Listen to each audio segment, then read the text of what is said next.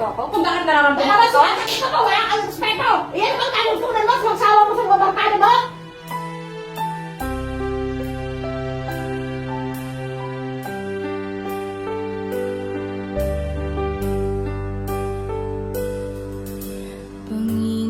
Panginoon, ako'y nananampalataya na ako ay mahal mo.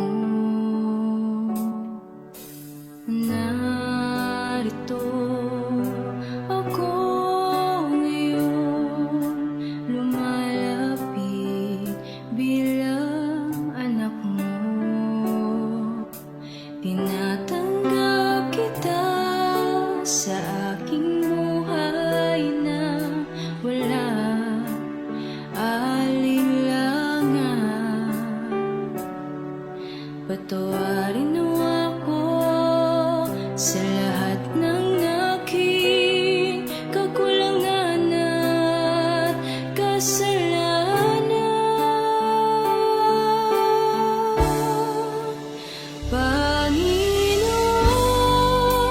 binubuksan ang aking puso sa iyo. Amen. Manahanawa sa akin ang iyong Espiritu. Turuan nawa ako na gaya ng pag-ibig sa'yo. Ako'y nangangako ng ganap na pagbabago.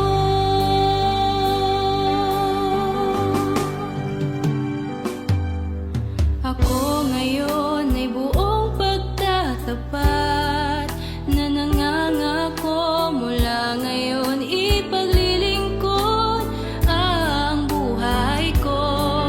Gagamitin ang sarili gaya ng buhay mo. Magiging mabuting Kristiyano saan man ako dumako.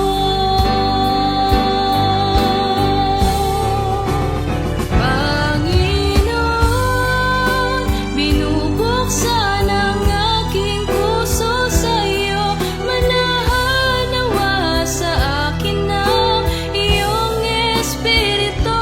Turuan nawa ako na gaya ng pag-ibig sa'yo. Ako'y nangangako ng ganap na pagbabago. Panginoon, ako'y sa iyo sa salitain. Lagi ang layunin ng pag-ibig mo. Pagkakataon na binigay mo upang ako ay mabago. Sa lahat ng pagkakataon ay aking ituturo. Panginoon, nananampalataya po ako na tutulungan niyo akong magbago at maging banal sa harapan mo. Kaya Panginoon, binubuksan ko po ang aking puso sa iyo.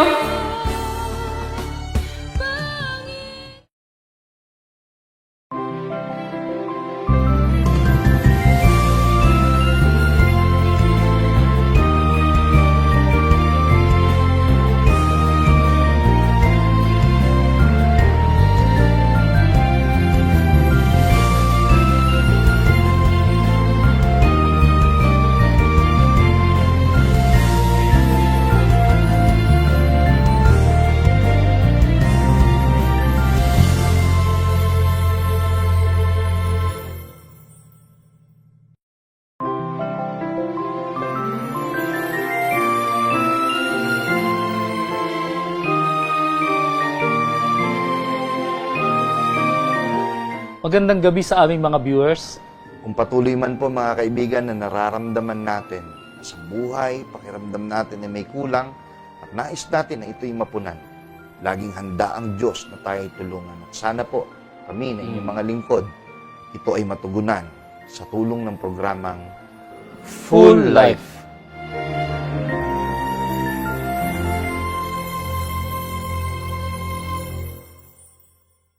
Magandang gabi sa aming viewers and welcome po.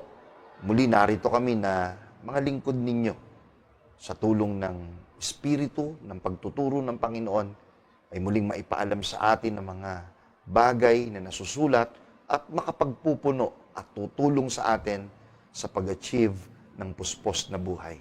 Sa nagdaang pag-aaral, kapwa tayo nakapagsalamin o nakapag-reflect sa buhay po ni Sakeo. Isang mayaman, popular, at kung iisipin, nasa kalagayang kumpleto na po sa kanyang buhay.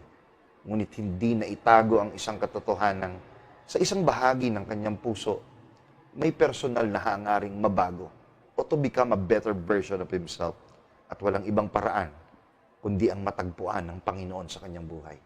Paano nga ba umaksyon si Sakeo upang makamit ito? Buksan natin ang ikalawang pagtalakay sa paksang How to Become a Better Version of Yourself.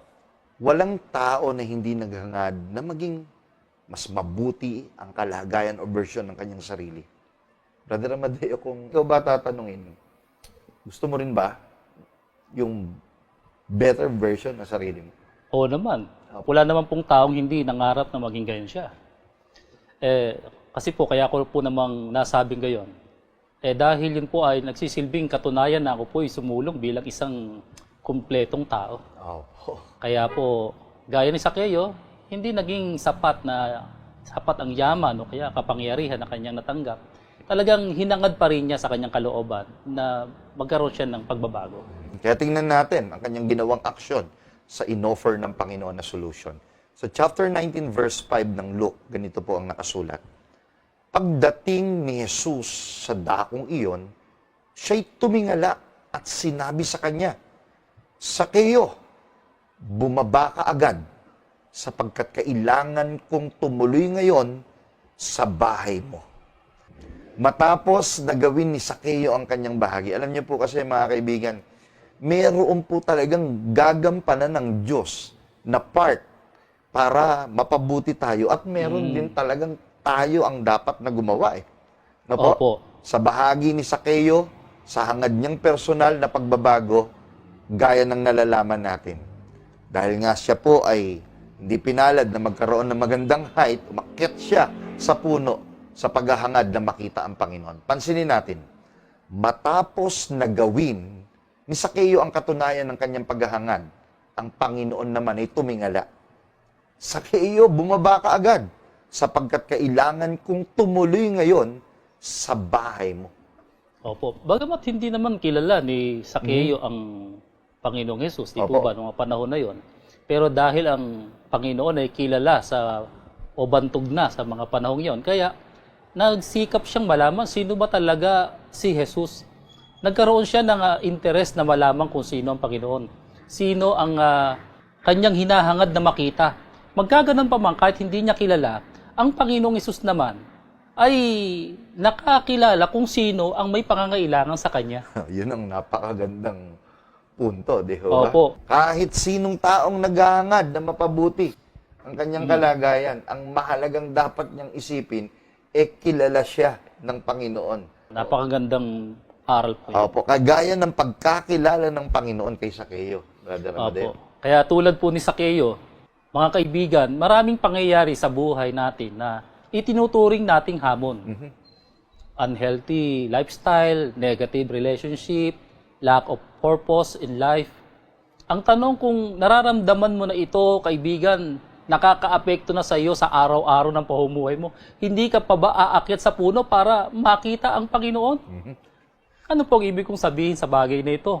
Kasi po, tinalakay natin sa unang bahagi po ng pag-aaral na ito, si Sakeo po, kulang talaga sa height pero hindi naging dahilan ito para hindi niya makita ang Panginoon. Kasi hindi po kapos ang kanyang pananampalataya na makikita niya ang Panginoon. Yun ang maganda. Kaya nakita naman niya ang Panginoon. Kaya po, ang umaksyon na makita ang Panginoon ay hindi lamang isang malalim na pangungulila, kundi isang malinaw na paghahangad. Isang bagay na parang imposible nang mangyari o makita natin. Opo. Kaya tandaan po natin, bago pa magsikap si Sakeo at umakyat sa puno, nauna na po ang Panginoon na tumungo sa dakong iyon. At kapansin-pansin po, malinaw ang intensyon ng Panginoon, alam niya kung ano ang kanyang gagawin, alam niya kung saan siya pupunta. Kaya, kung saan siya pupunta, yun ay para likhain tayo na maging better version ng ating pagkatao. Kaya po, mga kaibigan, lalong nakikita po natin na ang ginagawa ng Panginoon ay upang baguhin tayo, at ito po ang katunayan ng sabihin ng Panginoon kay Sakeo, bumaba ka riyan at paroroon ako sa iyong bahay. Mga kaibigan, at hindi lang po, Brother Amadeo, sa naging kasaysayan ng buhay ni Sakeo, Opo. sa maraming pangyayari po sa Biblia, sumampalataya po tayo. Mula sa paghahangad natin sa hindi mabuting sitwasyon ay mapabuti, ang Panginoon, napakaganda po ng nabanggit ni Brother Amadeo, sana po nakuha natin yon. Bago pa man hangarin ni Sakeo na umakyat dun sa puno, ang Opo. Panginoon, alam niya na yung pupuntahan niya, alam niya kung ano yung eksaktong lugar. Mga kaibigan, alam ng Panginoon ang nangyayari sa atin. Alam niya kung saan siya pupunta. Alam niya kung sino hihingi ng tulong sa kanya. Isipin niyo, mula sa dating pagkataong kinamumuhian, hate siya ng marami. Pero dahil sa kanyang naging aksyon at sa sumibol na pananampalataya, napalitan ng kaawaan. Mula Opo. sa kinamumuhian, diba? Kinaawaan. Mula sa dating nawala na ang respeto ng maraming tao sa kanya sa lipunan. Mula doon, hindi na siya naging katanggap-tanggap sa maraming mga tao. Hindi na siya kailangan. Pero dahil sa aksyon na kanyang ginawa, walang imposibleng sabihin din sa atin ng Panginoon, tutuloy ako sa iyong bahay sapagkat kailangan natin siya. Kaya tingnan po natin yung kasunod na mga pangyayari, mga kaibigan. Sa verse 6 to 7, nagmamadali siyang bumaba at tuwang-tuwang tinanggap si Jesus. Lahat ng nakakita nito ay nagbulong-bulungan. Nakikituloy siya sa isang makasalanan, wika nila. Malinaw ito, mga kaibigan, na ang pagmamadali ni Sakeo na bumaba mula sa puno ay naghahayag lang na ang kanyang personal mula sa kanyang pagbaba ay tutugunin na ni Kristo. Ayon sa talata, bumaba siyang tuwang-tuwa. Kaya kaibigan, magmamadali ka rin ba? Kung alam mong sa unang hakbang mo pa lang, sa hangad mong pagbabago, ay handa ka ng dalawin ni Kristo. Gaya ni Sakeo. Brother Amadeo, bakit ba dumarating sa puntong maraming taong ayaw humakbang, samantalang ang Panginoon ay handang tayo ay saklolohan? Napakahalagang tanong po, Brother Ryan. At sabi pong mga taga-subaybay, mas malamang po, hindi nila kilala ang Panginoon. At hindi nila nakikitang magagawa sa kanila ng Panginoon ang kanilang inaasahang pagbabago. Ayun po. Bakit ko po nasabi ito? Kasi po, bantog o sa mas lalong madaling salita, sikat po ang Panginoon noong pong panahon na yon para hindi siya makilala. O hangarin man lang na makilala ang Panginoon. Maaari siguro sa isang taong mayaman o abala sa negosyo.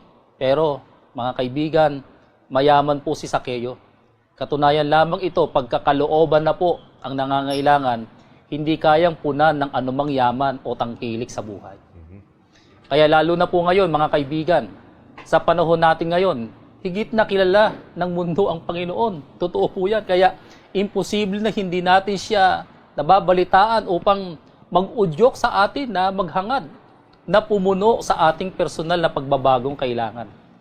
Maaari ding ang pumipigil sa tao na lumapit sa Panginoon na yung sinasabi po nitong next verse. Bagamat nabasa na po kanina, ulitin ko lang, lahat ng nakakita nito, tinutukoy po, Opo. nung tawagin na ng Panginoon ang pangalan ni Sakeo mula sa puno, eto nangyari, nagbulong-bulungan. Nakikituloy siya sa isang makasalanan. Wika nila. Ito po, mga kaibigan, ang napakalinaw. Karanasan ng marami ito. Walang nakakahiyang lumapit sa Panginoon. Mas nakakahiya po yung alam natin, sa puso natin ay may gusto tayong pagbabago, pero wala tayong malapitan. O kung kanino tayo kumukonsulta. Malinaw. No? Yung mga pagbubulong-bulungan na yan ay na-experience na rin natin lahat. Yan yung mga side comments. Marami po sa atin, mas naaapektuhan sa sinasabi ng iba po kasi. Sa halip na magpahalaga sa sinasabi sa atin ng Panginoon. Tanong lang kaibigan, ibang tao ba ang tutulong sa atin upang ma-achieve natin ang pagiging better version ng ating sarili?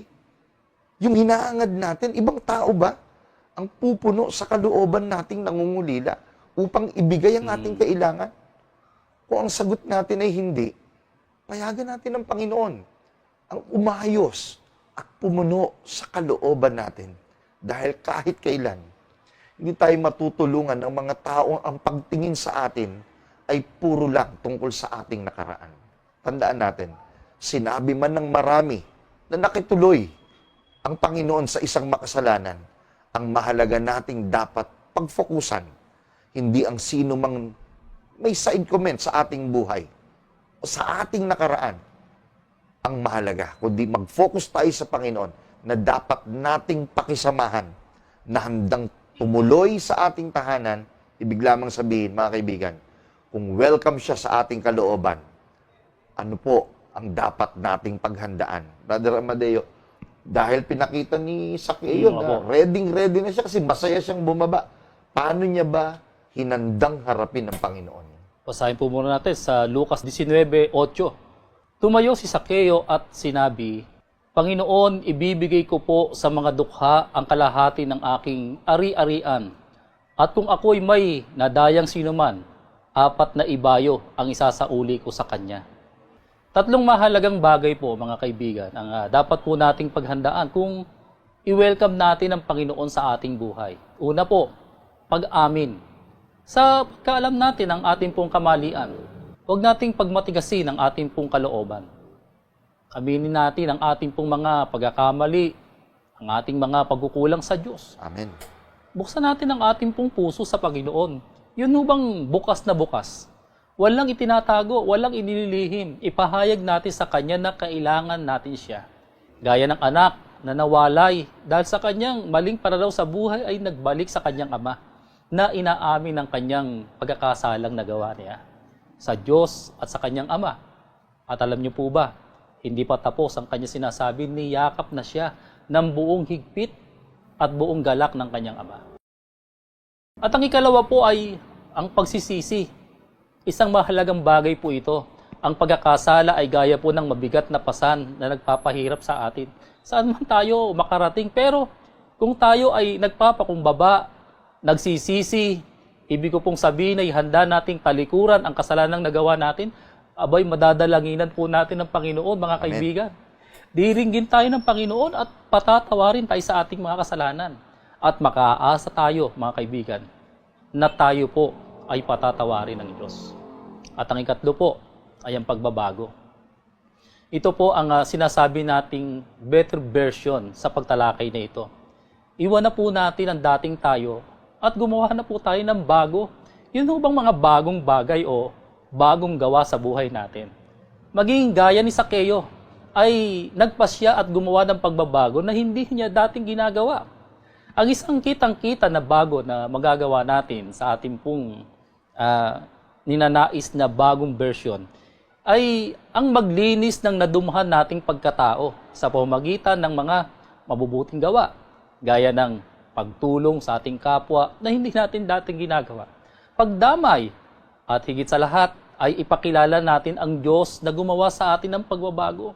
At hindi po tayo mabibigo, mga kaibigan. Magaganap sa atin ang pagbabagong hinahangad natin. Malinaw po yun at yun ang eksaktong ginawa ng lalaking si Zacchaeus na may pananabik na bumaba mula sa puno at hinandang makapiling ang Panginoon sa kanyang tahanan. So tandaan po natin yung 3 points po na yan, mga kaibigan, no?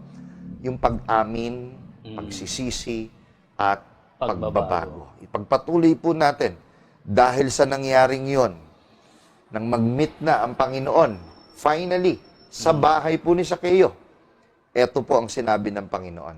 Sa CEB version, sa chapter 19, verse 9, ito po nakasulat.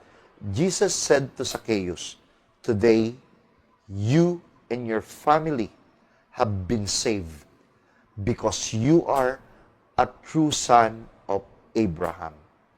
Mga kaibigan, yun lang nabago ka, bunga ng iyong pagsisikap na aminin ang iyong pagkukulang at magsisi. Napakalaking bagay na nito.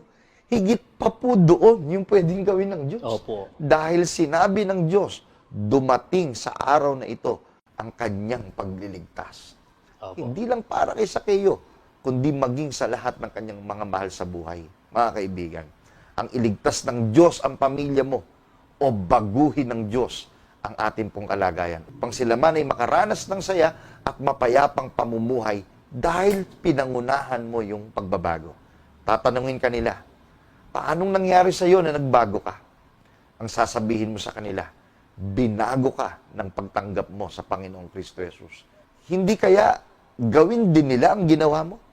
Malaki po posibilidad upang mapuspos din sila ng kagalakan na gaya ng naranasan mo sa Panginoon. Gandang bagay po. Brother Raya, lagi niyo po mga sinabi. At ito pa po ang isang mahalagang bagay na nangyari o nangyayari sa mga sumasampalataya kay Jesus. Hindi naman bahay ng Panginoon, pero bakit siya ang nag-imbita na, ang sabi niya, Sakeo, bumaba ka agad sapagkat kailangan kong tumuloy ngayon sa bahay mo. Napansin niyo po ba mga kaibigan? Hindi yata normal po yun para sa isang bisita. Pero kung kilala mo siya bilang iyong Panginoon, mas malamang sasabihin mo, Panginoon, hindi ako karapat dapat na tumuli ka pa sa bahay ko. O kumbaga, ikaw si Sakeo, tapos pupuntahan ka ng Panginoon, malamang tumanggi ka pa pero iba yung salita ng Panginoon batay sa pinapahayag. Opo, talagang tutuloy siya sa bahay ni Sakeo. Sinadya talaga niya yung dako na yon. Mayroon po kasi siyang dala, meron siyang mabuting balita, may malaking pagbabago siyang gagawin sa bahay ni Sakeo. At yun po ay totoong ikatutuwa niya. At hindi lang siya, kundi ng kanyang pamilya. Hindi naman po magbibigay ang Panginoon ng bagay na maliit. Hindi siya magbibigay ng bagay na para lang isang maliit na regalo o maliit na bagay na pwede mo lang i-display. Hindi po mga kaibigan. Sapagkat ang ibinibigay ng Panginoon ay napakalaki. Yun ay kaligtasan ni Sakeo at kaligtasan ng kanyang pamilya. Yung may bibigay ng Panginoon ay hindi may bibigay ng sino man o may dudulot ng anumang bagay sa mundong ito. Mga kaibigan, tiyak po ang patunguhan ng sino mang tao na naghahangad na makamit ang better version ng kanyang sarili. Dahil ang Panginoon mismo ang naghahangad. Kasi, balikan natin ng konti, Brother Amadeo. Opo. Yung binanggit po ni Brother Amadeo, si Sakeo may-ari ng bahay. Opo. Siya dapat ang mag-imbita. Pero lumalabas po sa eksena, ang Panginoon, nung sabihin po, yung pangalang Sakeo, bumaba ka riyan, at tutuloy ako sa iyong Opo. bahay, parang baliktad. Ang Panginoon ang hindi nagmamay-ari ng kanyang tahanan, parang siya pa ang nag-imbita. Pero kung titingnan po nating mabuti, mga kaibigan, essentially, ang Panginoon ay decided. Decided po siya na makasama si Sakeo. Mga kaibigan. Opo. Decided siyang makasama ka sa hinahangad nating pagbabago. At isang bagay pa po ang nais ko pong ipapansin, mga kaibigan. Alam ng Panginoon, matamis sa pandinig at sa pakiramdam ng isang taong banggitin ng sino man ang kanyang pangalan. Opo, magandang bagay Di po po ba? yan. Opo. Nang sabihin ng Panginoong Sakeo. Di po ba? Kaya tuwang-tuwa siyang bumalik Alam ni Sakeo sa pakiramdam niya, sa puso niya, nang banggitin ang pangalan niya ng Panginoon. Tapos na lahat ng kanyang bigat ng kalooban. Eto na. Di ba? At alam niyo po ba yung pangalang Sakeo, kung ano ibig sabihin? Sakeo means pure. Sakeo means genuine, mga kaibigan. At yun yung nagpapaging better version ng ating sarili. Walang nakasulat sa Bible, Brother Amadeo, batay sa pangyayari, na nung tawagin ng Panginoon yung pangalan ng Sakeo, ay naalala niya yung meaning ng kanyang name. Walang nakasulat, pero hindi imposible. Nang banggitin yung kanyang pangalan, masayang-masaya siya. Posibleng naalala niya, Sakeo means pure, Sakeo means genuine. At ang Panginoon ang tumawag sa kanyang pangalan at handang pumunta sa kanyang bahay, nangangahulugan yon na walang pinakamabuting version ng ating sarili, kundi ang ibalik ng Panginoon ang ating totoong kalagayan. Siya ang lumikha sa atin. Tayo ay sa Panginoon at pag-aari tayo ng Panginoon. Gusto mo ba talagang maramdaman at ma-achieve ang pagiging better version ng ating sarili? Ang Panginoon lang makakapagbigay. Siyang lumikha sa atin. At kung nawala man tayo sa original nating kalagayan, ibabalik niya po tayo. Kaya minsan pa mga kaibigan, sa pagtuturong ito, sa last part ng topic na how to become a better version of yourself, napatunayan natin talaga. At mapapatunayan nating lahat na when God is all we have, surely we can achieve a full life. Magandang gabi po.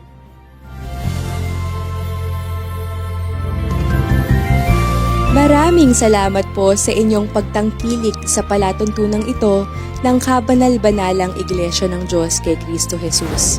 Kung nais po ninyong mapanood ang iba pa naming programa at upang lubos po ninyong makilala ang Kabanal-Banalang Iglesia ng Diyos kay Kristo Jesus, mag-subscribe sa ating YouTube channel na The Most Holy Church.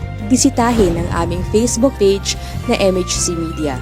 At bisitahin ang ating official website na www.mostholychurch.com. Maraming salamat po.